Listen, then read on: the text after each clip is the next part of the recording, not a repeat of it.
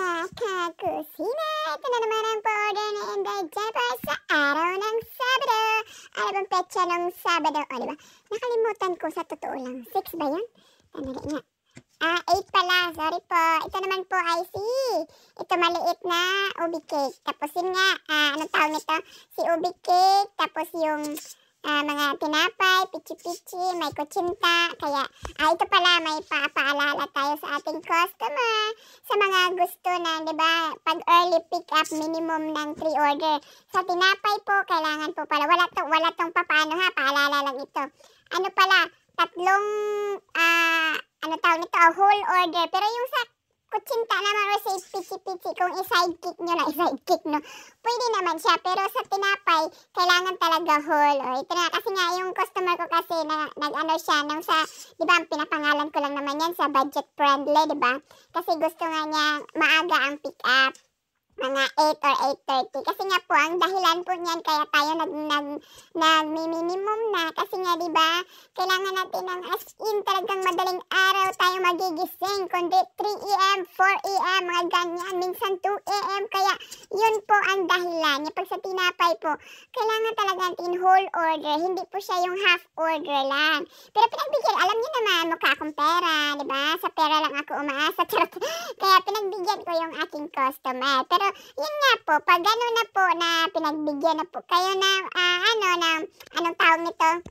Pinagbigyan na, yung oras ba na ibinigay sa inyo, sana po maunawaan nyo rin po ako. At pasensya na po kung minsan hindi ko ina-accept ng extension yun ng oras na kung pwede ganitong oras sa pick upin. Kasi nga, yun siguro di ko alam yung mga circumstances. Circumstances. Pero pasensya na po. Kasi nga, inisip ko rin kasi, okay sana kung nag-extend kayo uli ng oras. Yung ano ba, kaya ng mga 8:30, tapos gusto niya na ng 9:30.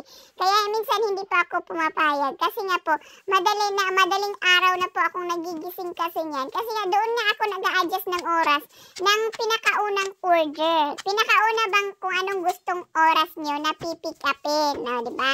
Kaya pasensya na po. Ito po ay paalala lamang.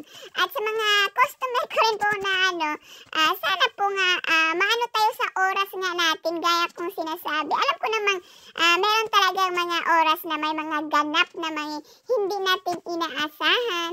Pero sana kasi nga ako ganito yung isang order. Hindi yung ilang order kasi nito. Parang 3 pa-order na rin dito sa Congleton. Tapos 10 ang talaga deliver kasi nagpa-deliver sa Congleton itong aking customer. O gaya niyan, ako kasi para bang nilalagay ko na rin just in case may traffic, may ganon. Hindi po kasi gaya ng 10 ako aalis ng bahay. Hindi po ganon. Kung minsan nga aalis pa kami ng bahay, mga 8:30. Gaya kasi nga na-pick up na yung, dumating pala yung customer ko, mga 8:30 ba yun or 8:40. O noon na yun, lumayas na kami, o diba? 10 pa ang ng aking customer. Pero kasi nga iniisip ko rin minsan kasi gaya ng mga 11 ang delivery. Minsan talaga 10 or 10:25 o 10 o mga basta kung malapit-lapit lang, doon ko binibase yung oras kasi nga nag-aano ako just in case may traffic, o diba? Di natin alam, baka mag-reroute yung, minsan kasi hindi ako kasama sa aking driver, mag-reroute yung aking driver, o diba? Ilang pero minsan di talaga natin inaasahan yung mga traffic. Pero wag naman po yung, grabe na yung mga 30 minutes, mga 1 hour, grabe naman po. Paano, kaya nga po, diba sinasabi ko, dapat may din po tayo sa oras natin. Kung gaya ng iba, yung pag sinasabi kong 10 a.m., diba? Kung hindi naman iba, mag-okay lang, mag-like. Tapos after nun, sasabihin niya, pwede 11 or 11:30 ang pick up. Nasaan po ang yun? Doon na nga po ako nakabase sa 10. Kasi nga, nag-count ng oras ba? Kung anong gano'n. Kasi nga, sabi ko nga po sa inyo, hindi lang po ako tindera. Nanay po ako, asawa, yaya. Kaya may iba po akong ginagawa sa bahay. Kung kayo po, may iba din po ginagawa sa bahay.